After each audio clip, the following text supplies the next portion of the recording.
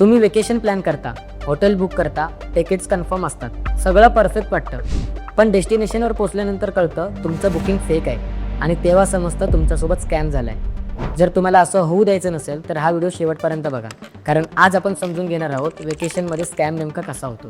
Vacation म्हणजे relaxation, पण स्कॅमरसाठी तो एक गोल्डन ऑपॉर्च्युनिटी असतो.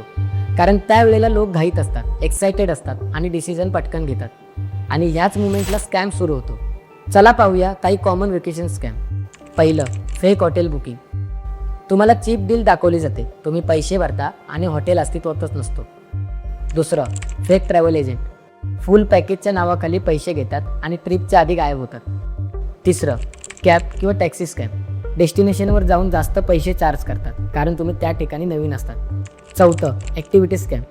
लोकल गाईड फेक ऑफर्स देतात आणि पैसे घेऊन फरार होतात. तर लोक का फसतात? कारण 3 गोष्टी. पहिली, चीप डील दिसली की लगेच बुक करतो. दुसरी, अर्जन्सी, आता बुक करा नाहीतर ऑफर संपेल. तिसरी, ट्रस्ट, प्रोफेशनल वाटतंय, फेक कसं असेल, आणि ह्यामुळे आपण व्हेरिफिकेशन करत नाही. एक गोष्ट लक्षात ठेवा, जर डील खूप चीप वाटत असेल तर बहुतेक वेळा ती फेक असते. वेकेशनमध्ये तुम्ही पैसे नाही गमवत तर तुमचा पीस ऑफ माइंड गमवता. आता मेन भाग, वाचायचं कसं.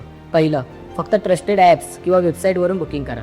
दुसरं, ॲडव्हान्स पेमेंट करताना व्हेरीफाय करा. तिसरं, रिव्ह्यूज वाचा, रेटिंग चेक करा. चौथं, कॅश डील अवॉइड करा. पाचवं, too good to be true offers avoid करा. वेकेशन एन्जॉयमेंटसाठी असतो, पण एक चुकीचा डिसिजन खराब करू शकतो.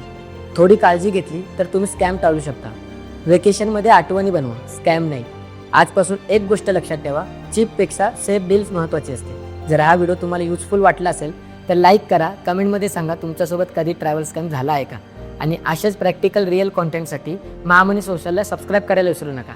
आपण पुन्हा भेटू, तोपर्यंत स्मार्ट ट्रॅव्हल करा आणि सेफ राहा.